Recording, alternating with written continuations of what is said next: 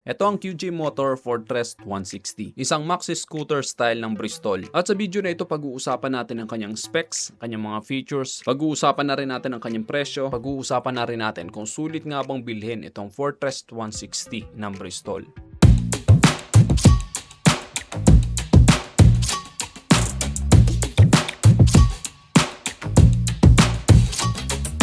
Nandito tayo ngayon sa Bristol Motorcycles dito sa Naga City branch. At ayan, nasa harapan natin ngayon ang napaka-poging QJ Motor Fortress 160. Very unique at napaka-premium ng kanyang design. Ang makina nito ay 160cc, single overhead cam, 4 valves, liquid cooled, at ito ay electric fuel injected na din. Ang maximum power ay 12 kilowatts at 8,500 RPM with a maximum torque of 15 Nm at 6,000 RPM. Kaya siguradong hindi ka mabibitin sa performance ng motor na to dahil malakas ang kanyang maximum power and maximum torque. Pero syempre, hindi ito dinisenyo para sa pabilisan, dinisenyo ito para maging komportable ka sa mahabang biyahe, o dinisenyo ito para sa pang city drive. Bukod pa dun, meron pa itong mga safety features na magagamit natin sa araw-araw at makakapagbigay sa atin ng peace of mind. Dahil ito ay merong dual channel ABS o harap at likod ay meron ng anti-lock braking system. Para sa mga hindi pamilyar, ang ibig sabihin nito ay kahit mapiga mo ng malakas ang preno o biglaan, smooth pa rin na magiging tigil nito at hindi ito maglalak. Bukod pa doon, meron pa itong TCS o Traction Control System. Ang ginagawa naman ng TCS ay nadidetect nito kapag hindi nagpapantay ang ikot ng gulong dahil sa madulas na kalsada. So kapag na-detect niya na hindi napantay ang ikot ng gulong, lilimitahan na nito ang patakbo mo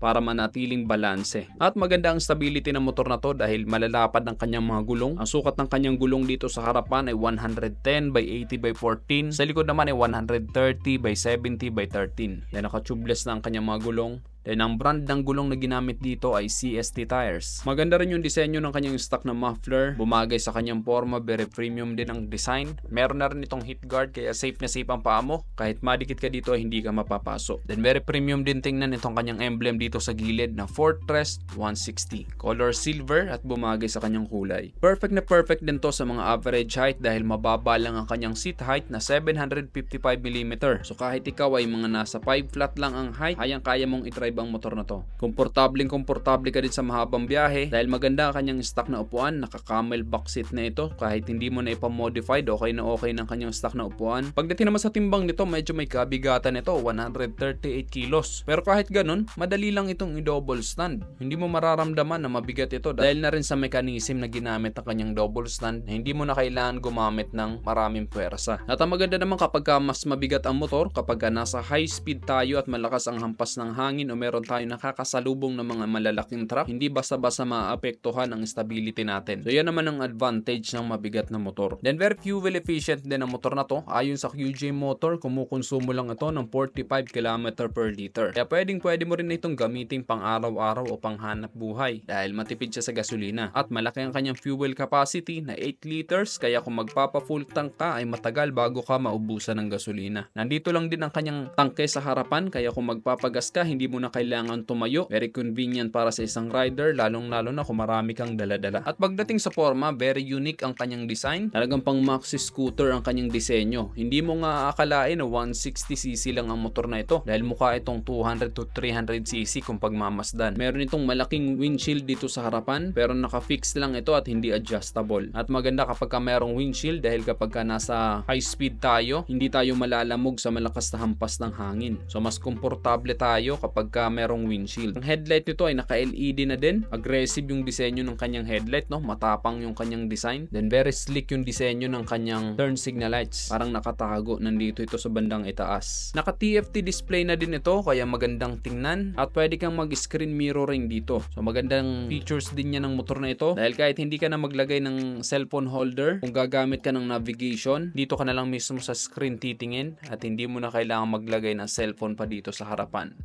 So mas safe yun, lalong-lalo na maraming nananakawan kapag ka merong cellphone na nakalagay sa cellphone holder dito sa kanilang motor. Then naka-naked handlebar ito at bagay na bagay sa forma nito. Medyo parang kahawig ng Honda PCX 160 yung design ng kanyang handlebar. Color silver din. Then very convenient dahil meron itong dalawang bulsa dito sa harapan kaya meron kang paglalagyan. At safe na safe ang ilalagay mo dito dahil meron itong cover, meron takip. Kaya kahit maulan ay hindi mababasa ang ilalagay mo dyan. Kung maglalagay ka ng cellphone, safe na safe. kung wallet o pera, safe na safe mong mailalagay dyan. Meron na rin itong built-in charging port, kaya pwede ka na mag-charge ng cellphone mo dito. USB port na ito, kaya hindi mo na kailangan ng adapter, cable na lang ang kailangan mo para makapag-charge ka. Ayun, diba, napakadaming convenient features itong Fortress 160. Meron pa mga safety features. At pagdating naman sa kanyang presyo, ang kanyang cash price ay 139,900 pesos. Mas affordable ito kumpara sa mga ibang motor na makikita natin. Mas modern tingnan at hindi tinipid pagdating sa specs, diba? At ang pinakamahalaga pa nga dito, meron pa itong mga safety features na makakapagsalba sa atin in case of emergency. At bukod pa doon, napakatipid din naman niya sa gasolina, kaya hindi masakit sa bulsa kung gagamitin mong pang araw-araw. Anyway, yung kanyang presyo na 139,900 pesos, yan ay pwede pong mabago dahil price may vary without prior notice, depende sa lokasyon. Pero ang introductory price nito ay 139,900 pesos. Available yan dito sa Bristol Motorcycles, Naga City Branch. Ikaw, anong masasabi mo dito sa QJ Motor Fortress 160? Astig ba ito para sa'yo? Nagustuhan mo ba ang kanyang disenyo at ang kanyang mga specs? Comment mo naman sa baba ang iyong opinion. At kung nagustuhan mo naman ang video nito, just hit like. Kung bago ka lang sa aking YouTube channel, huwag kalimutan mag-subscribe. Click mo na rin ang notification bell para sa mga susunod kong video ay updated ka palagi. Yun lang guys, hanggang sa muli. Ako sa Rosgo TV. Ride safe always and God bless.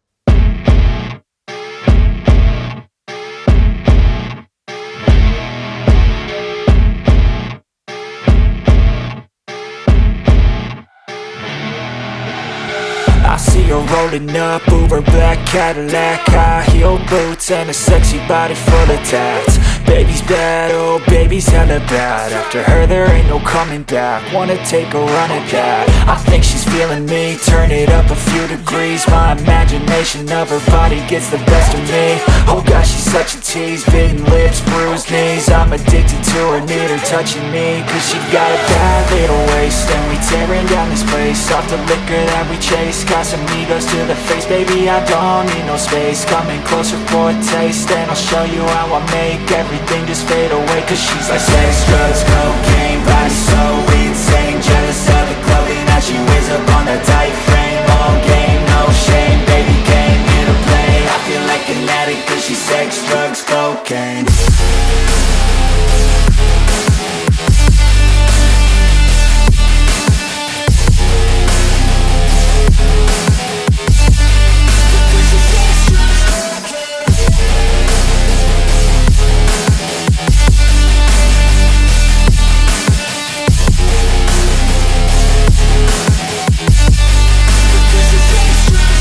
Got a fine little body and her mind's kinda naughty.